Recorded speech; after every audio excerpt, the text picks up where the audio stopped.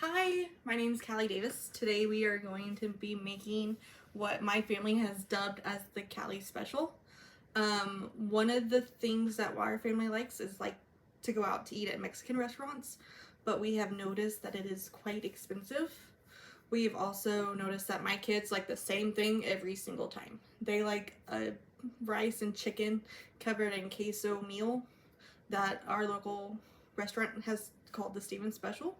So I made it at home, and now my kids have fallen in love with the Callie Special. So I'm going to teach you today how to make that. I'm also going to be teaching you today about the evidence-based practice of sensory integration.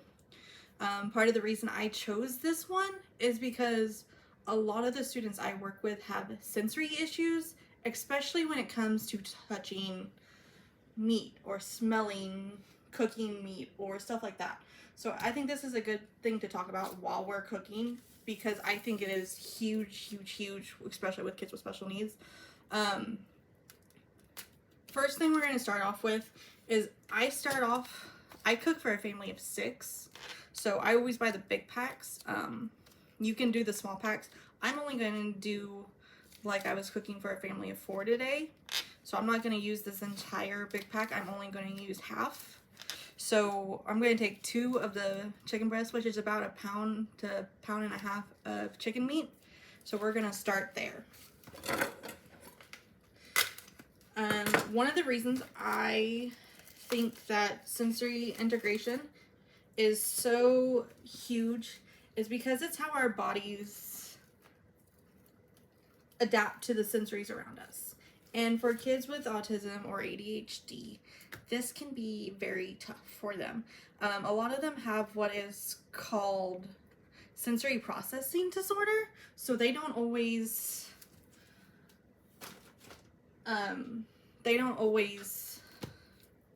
understand what's going on, or they are either underreactive to a sensory or they're overreactive. When you think of autism, you think of loud noises, you think of smell, taste.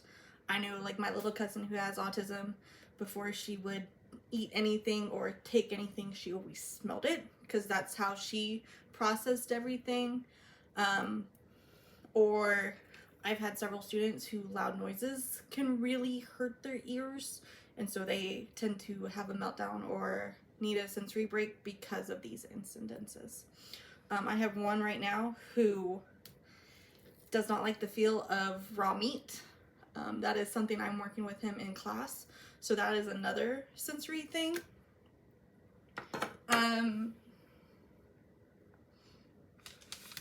Some sensory things that you may not think about is poor motor skills. That can be a sensory processing disorder. Some of these inputs can be like movement or balance or their body positions, because they don't always understand. Then of course the sights, the smells, the touch, the taste, the smell. When we're looking for people with sensory integration, we're looking for their brain's ability to process and organize the sensory information. Like, how does it feel to them to respond to different stimuli? So what I'm going to do real quick is I'm going to take my chicken breast. I'm going to just butterfly them in half, just because they're super thick and we don't need huge bites, because I do feed some littles in my house. So I'm just going to butterfly both of these real quick. And then I'm going to cut my chicken breast into smaller than bite size, just because, like I said, I do have some littles that live with me, as my youngest is 5, and she doesn't need to take huge bites like her dad and I do. And then I'm just going to slice these into thin pieces, and throw them in a skillet with a little bit of olive oil, because olive oil, I feel, helps it keep from sticking on the bottom of the pan. So here, I use a nice big skillet with a tall side. It's a 1-pan meal, so the bigger the skillet, the easier it's going to be. So I put about a tablespoon within my thing. Another thing I like to do at this point while I'm cutting up my chicken is I throw in about a couple tablespoons of onion. I cheated today. I went and bought the pre-chopped up onions because I'm always one of those who cries, and I didn't feel like crying on video. So I'm gonna throw in a couple tablespoons. For me, that's a couple pinches. My family doesn't really like a whole lot of onion, so I don't tend to put as much, but if you are someone who loves onion, feel free to add as much as you want. It all cooks down in the end anyway, but it just makes it easier. So now you have your onion and your olive oil, and then as you dice up your chicken, so like I said, I'm doing smaller than bite size, so just little chunks. I'm just throwing it in the skillet with that. What you can do is you can go ahead and turn your skillet on, and I always put my stovetop at medium to medium low heat, just because while I'm cutting, I don't want some pieces of chicken to cook faster than the ones I'm just getting in. So I'm gonna kind of keep it low and slow and get that chicken all the way through, because we don't want anyone getting sick. So while we do that, we can talk about why the sensory integration is important. It's going to help with your kids staying calm and staying focused. It's going to help with coordination, movements, so they're not always off balance. Some of the things that they can look at is how they interact socially, because if something's freaking them out that they don't understand, they're going to not be able to be as socialized as some of their general ed peers. Some key concepts before we move on that I would think that we need to talk about, especially with sensory integration, is we need to look at like registration, which is them noticing the sensory inputs. So feeling your feet on the ground. For some of us, it's simple, but for kids who have sensory issues, they may not know that, hey, I am standing. Another one is discrimination, which is identifying and interpreting the details, such as, is the texture soft? Is the texture rough? Does it smell sweet? Does it taste different? That kind of stuff. So just working through those can help.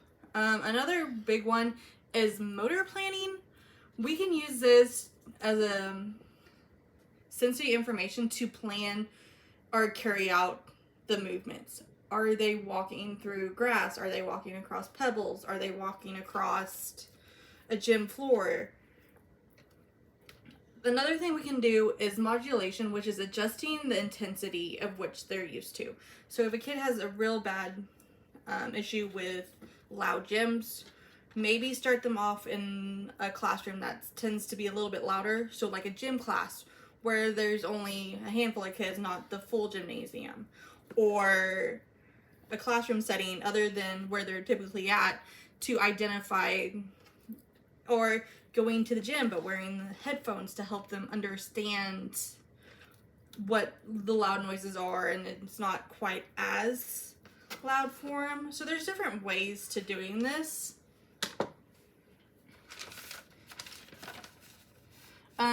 So sensory integration was first developed by a Dr. A.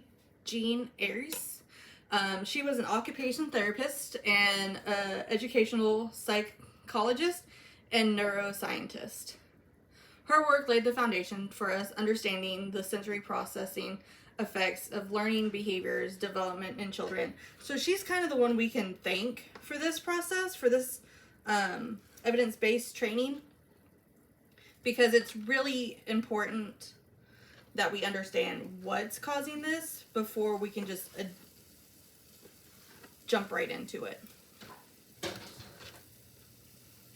So when you're asking what she's created, it's called the Ayres Sensory Integration. It is an evidence-based approach that help students with sensory disabilities processing what they're learning, their behaviors, and the development that they have. So it is an interventional approach that focuses on improving the brain, the ways the brain process and integrate the information.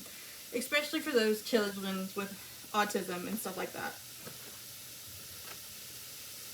So while we talk about just briefly what she kind of started, we can look at some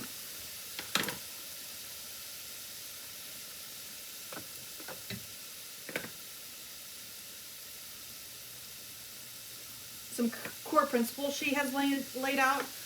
One of the first ones is the neuroplasticity.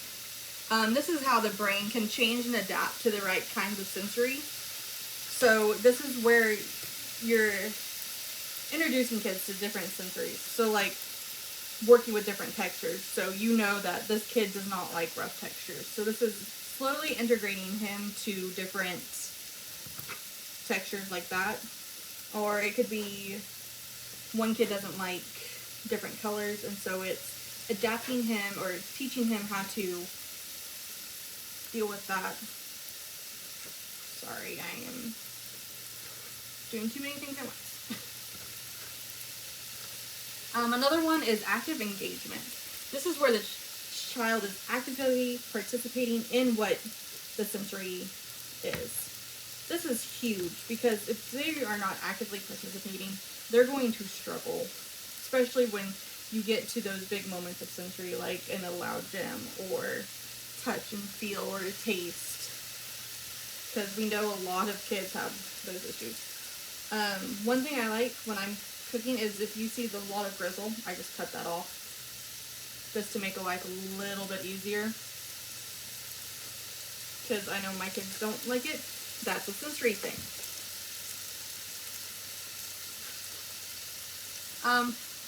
Another thing that's a core principle of the ASI is it's called the Just Right Challenge. It's where activities are designed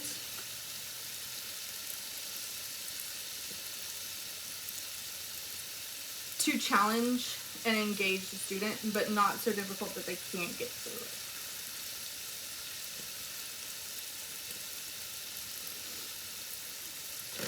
So as this is cooking down, we're just going to kind of stir it up, keep everybody happy and not sticking into one place. We're going to season the chicken here in just a second as soon as I get all of it cut up and put in there.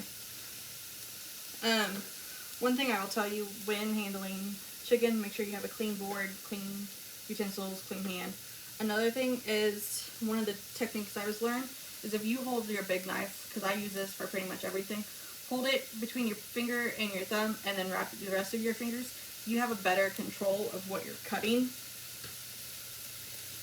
because your knife's not able to go loosey-goosey. It's one of the things I teach my students when I'm using life skills and teaching them how to hold knives and how to help cut, because a lot of them are going to need these life skills anyway. So this makes life a little bit easier.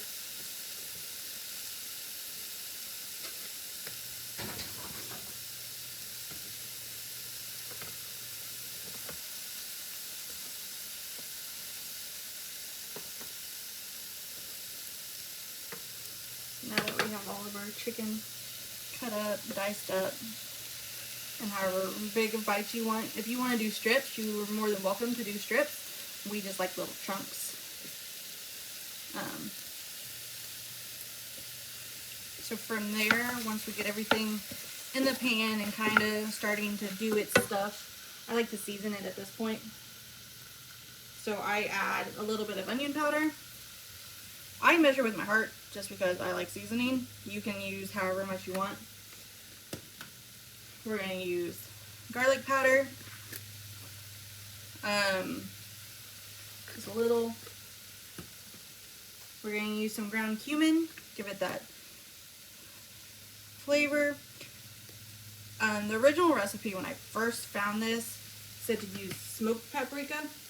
You can. My family wasn't a huge fan of the taste, so I've switched to just regular paprika, just something quick and easy. Ooh, that was almost bad. just a light little dusting just to add some flavor. You're going to go in and add some taco seasoning here in a little bit, so this doesn't have to be super heavy. This is just for you to get some initial flavor on the chicken. So we're just browning everything together, making a happy little plate here. At this point, if you want, my children love pepper, so I add a little bit of ground black pepper. And then I'm also adding just a hair bit of salt. You're going to have plenty of salt in this, so it doesn't take very much, but I just like to make sure my chicken is seasoned. So we can continue making all this happy. Make sure everything's broken up, browning just right. You can tell as you're cooking it when it's dead. You don't have to cook it completely all the way through. It is going to cook a little bit longer after you add the rice and stuff to it. But I always like to make sure everything's nice and done because I don't want anyone getting sick. Or if there's any little bit of pink of chicken, my Carols tend to flip out a little bit. So I like to make sure we're good and ready. Another core principle of ASI that I'd like to talk about is adaptive responses. This is through play that the child learns more effective ways to respond. So instead of just freaking out that there's loud noises and having a meltdown, it's asking for help. It's learning what they can do to keep themselves from all that. One of the things is people are like, well, who benefits from this? People with sensory processing disorder, children with autism. I mentioned ADHD earlier. Even kids with some learning disabilities or just developmentally delayed may have issues with different things. So this can benefit everybody. And even as an adult who has minor things, I sometimes get overly sensitive to stuff. So I tend to use some of these as well. This is typically used by occupational therapists. As a special ed teacher, you will work closely with them and other teachers, but they're primarily the ones who are trained. They can help you also design a sensory-rich environment within your classroom, say like a swing or crash pads or climbing equipment or muted lights, or wiggle chairs, anything like that, some like sensory helping, because sometimes when they get sensory overload, they just need a way to explode or present this, and having those sensory enriched environments can help. Some of the play-based activities can be chosen on the child's needs and interests, but their ultimate goal is to focus on improving their functions of daily life, such as dressing and playing and socializing and having emotional regulations. There are several assessment tools used by ASI, such as the sensory processing measurement which is the SPM. There's also a sensory profile, and then the fidelity measure of ASI, which is to ensure therapy follows through with the ASI model. The reason it's part of the evidence-based practices is because it is delivered with fidelity for an ASL or ASI model. It is tailored to each individual student for their own sensory profile, and then it focuses on real-life functioning goals. It is helping children develop the skills they are needed for everyday life. So it involves targeted therapeutic interactions, and just a deep understanding of the sensory system. Some evidence that supports SI is growing the body of peer-reviewed studies. It is notable systematic review such as SHAPE EATAL. It also demonstrates improvements in goal attainment, self-regulation, and participation in daily life, which is what we have talked about several times before. There are several high-quality studies showing promising outcomes, which is used randomized to control trials.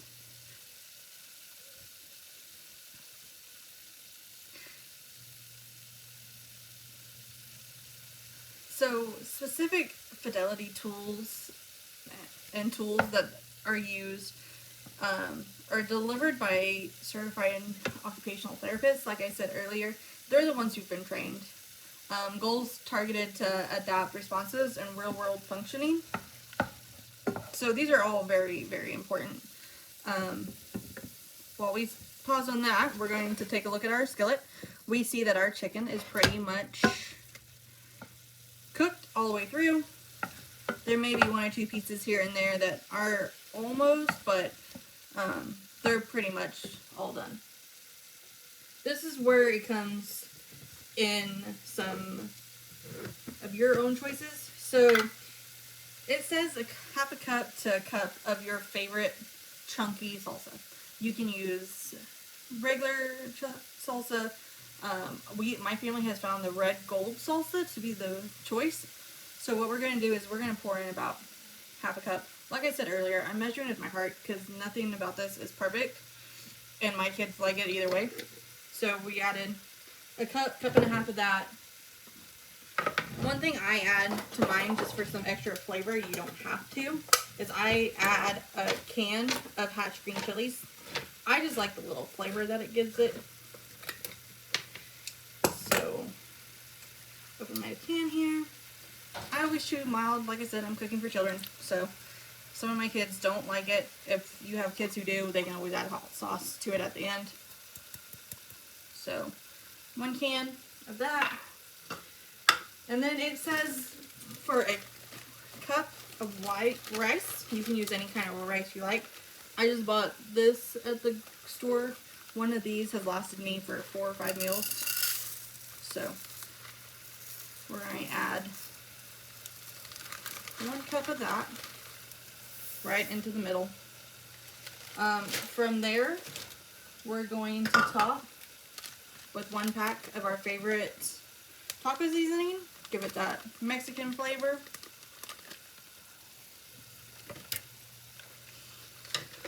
For some reason I can never do these.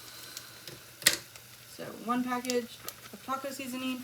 If your family likes a little more seasoning to it, you can add a 2nd pack or half a pack, however much.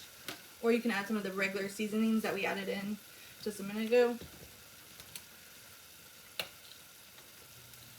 It also says that you're going to need 2 cups of chicken stock. I just bought the Best Choice chicken stock today. I'm also one of those people that if I don't have chicken stock pre-made in a box, I had 2 boxes of that, I will make my own and just use bouillon. I like the powdered stuff rather than the cubes because I can make it dissolve faster. So we have 2 cups of the chicken stock, and then it's a cup of water on top of that.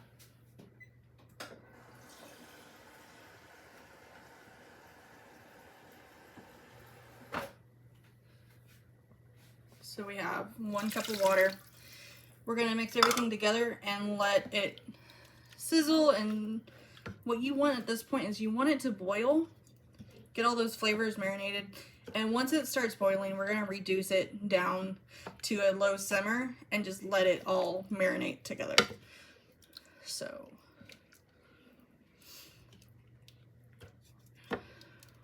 we have our rice, we have our chicken stock, we have our water, a little bit of salsa, taco seasoning. It's all smelling super good at this point. I'm going to let it go ahead and raise up and heat and let it boil. Once it starts to boil, I will drop the heat back down to a simmer. So I've adjusted my dial to a medium high just to kind of help the process up a little faster. So while that's cooking, we can talk about some neurological and behavior supports that ASI gives the children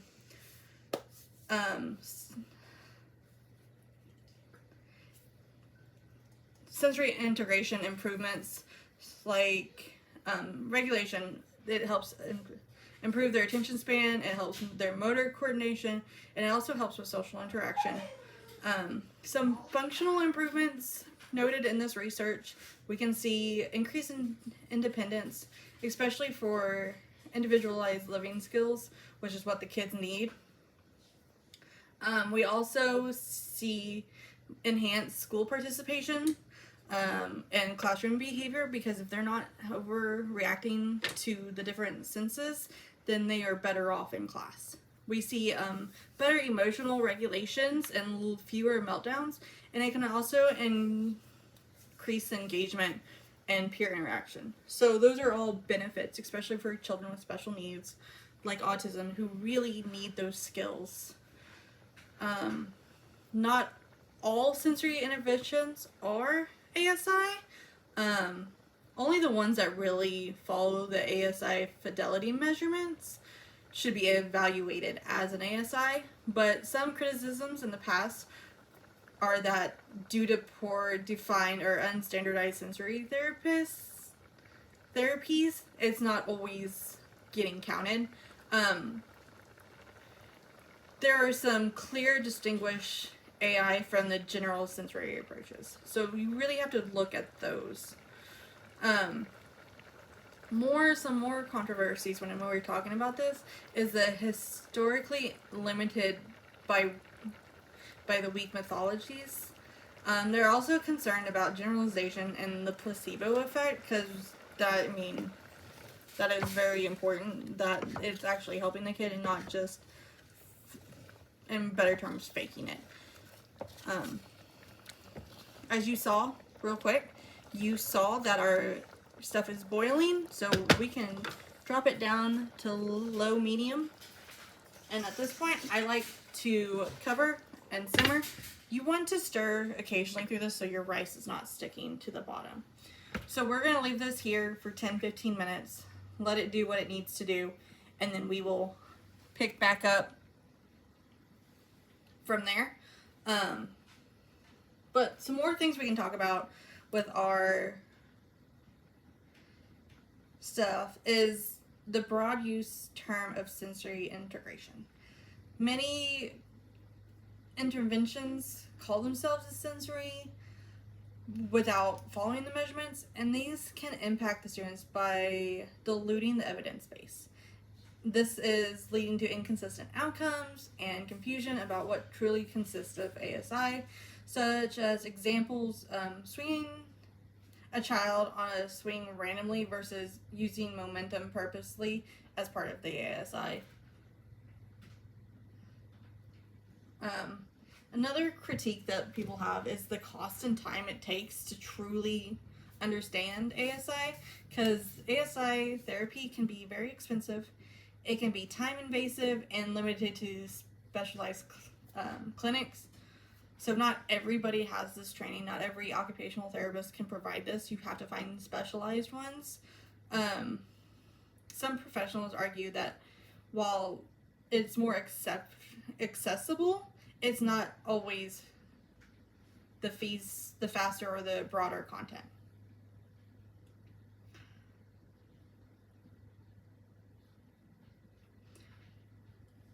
Some evidence-based practices within SI include best available research, clinical expertise, client values and preferences, and can also use with fidelity measures and outcome tracking. It can be truly evidence-based. Therapists must integrate research within professional judgment and the individual needs of the clients and families.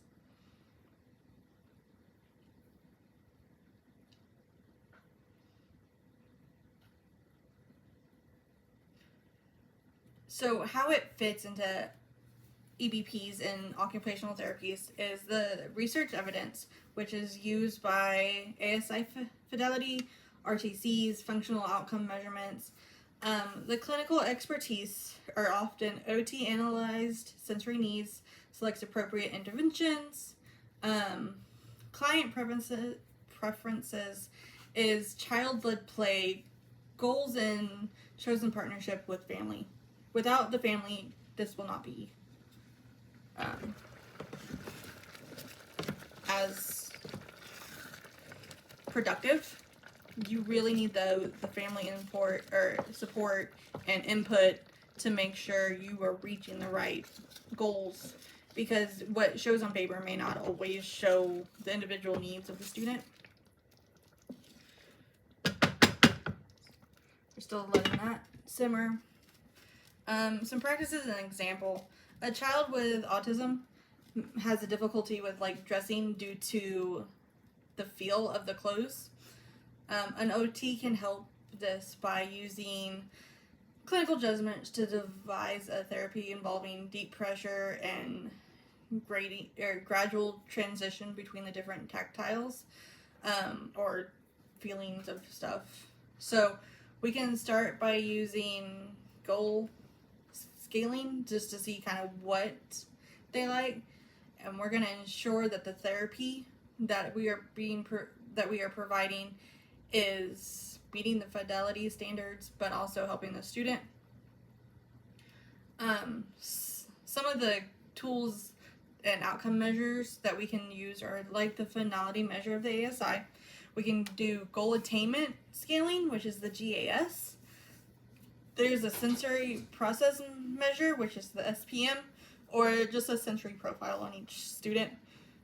Outcome tracking tools ensure that interventions are effective for the individual. These help justify therapy services and to families, schools, and the person paying. Some identifying sensory integration needs. The purpose is for in-depth assessment of sensory integration and praxis. This usually typically runs from the year 4 to about 8 or 11. Those are primarily when you want to have these done, so you understand what's going on before they reach full maturity. A lot of this can be preparing them for maturity, because that's already going to overstimulate their system by hitting all those different levels. So if you can figure out sensory before then, it's going to be beneficial.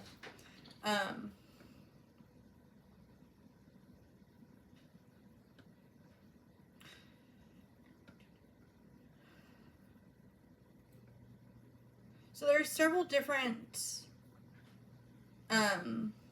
ways or evaluating interventions that we have out there. You have the GAS, which is the goal attainment scaling that I mentioned earlier. It is to measure each individual goal, how it is progressed. Therapists and families select a specific goal and assign a 5-point scale and for outcome tracking, and it is used to capture functional, meaningful changes beyond standard scores. Another one is the ASI fidelity measure. The purpose of that is to ensure interventions are adhere to true ASI principles, such as physical environment, sensory opportunities, collaboration relationships, the child engagement, just right challenge, which we talked about earlier, and then active participation in school.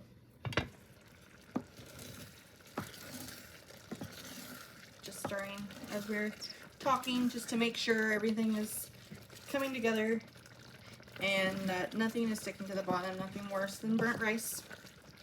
As you can see, it's kind of getting thicker as the rice is soaking up all of those fluids and the flavor. So we're probably need another 7 or 8 minutes here.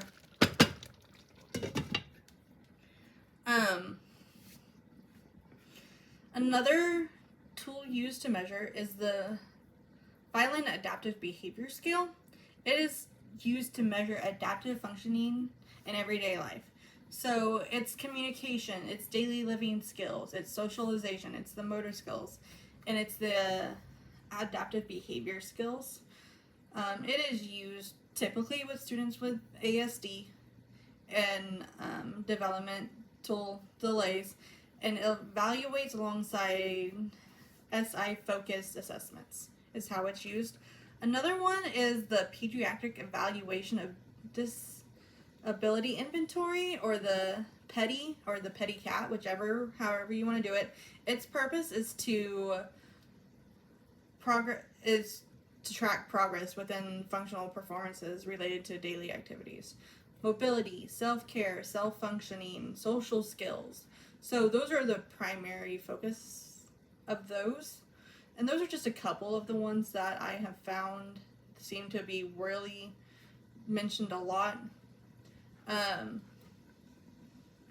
The practical applications of these things are used for like children with ADHD, children with autism, developmental delays. It is a school-based OT program. That's the key. It's school-based. So our OTs that come to our school should be able to do these applications to help our students. It's home programs for sensory diets. So it's how we can help parents at home introduce the sensory things that we're needing.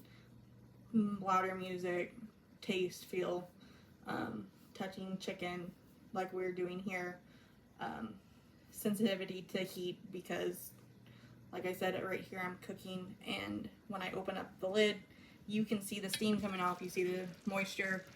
They may not register it, or they may be registering it too much, so it's too hot for them to understand. So it's ways of teaching them how to ideally work with all the different sensory needs that we need. It is most of the time it is done with OT, but these are also some things that as teachers we can help with. So it isn't just limited to like a therapy room. We can make therapy rooms within our classrooms without even having to do a whole lot. Muted lighting, softer alternative seating, those kind of things to help the student. And it can also be adapted for not just classrooms, but for homes, for community settings, because these are skills that they're going to need someday, because they're not always going to be in a classroom.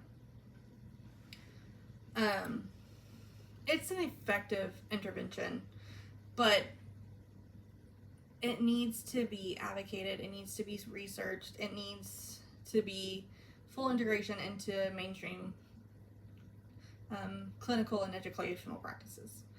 It is huge what little sensory trainings, sensory inclusions can do to help your special education students, because without it, they may never be able to function on their own, and that's always hard.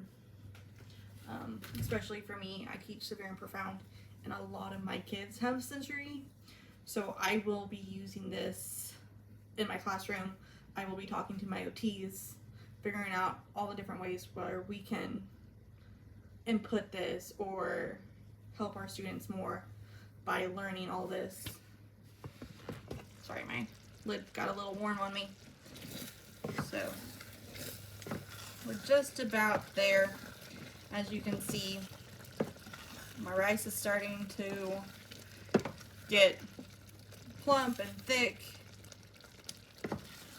Right now we're just basically cooking the rice and cooking some of the liquid off. You can always add more rice, but you always try to do a 2-to-1 ratio with rice. 2 parts liquid to 1 part rice, just so it's not overly soupy, but it also has enough liquid in there for the rice to absorb it. So as we're mixing this, we can see that it's really starting to come together and thicken up. I'm gonna get me a little taster spoon real quick and see if my rice is done.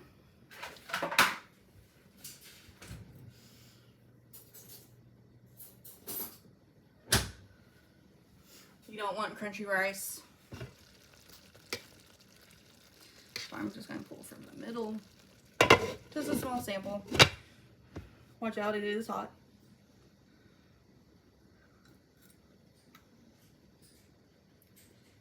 Rice is almost there. Like I said, it needs just a couple more minutes. Once it's all said and done, we can go in, and a lot of people, the recipe I originally found said your choice of queso. I'm going to not reinvent the wheel. My local Mexican restaurant sells their queso by itself. I like it. I prefer it. I don't like those canned stuff from the store. You're more than welcome to make your own. Not judging anybody there. I just like to be easy, and I like to get what I know my girls will eat because they don't always eat the other stuff. So once it's laid out, said and done, the rice is done cooking, I'm going to take my queso. I'm going to just pour it over the top and serve it as is. You can serve it with tortillas. You can serve it with rice or with chips. You can serve it with just a spoon. That's how I tend to eat it. You can also make this recipe your own. You can add like rotel to it if you want. You can add some tomatoes. My family's not huge on those, so we don't have a lot of that in there. And you are getting some of that from your salsa anyway. You can use chunkier salsa. I just use what I can find at the store. So there are ways to adapt this to make it your own. As far as me, that's all I have. I hope you enjoyed learning how to make the Callie special with me, about learning sensory integration through the evidence-based practices. If you have any questions, please feel free to reach out.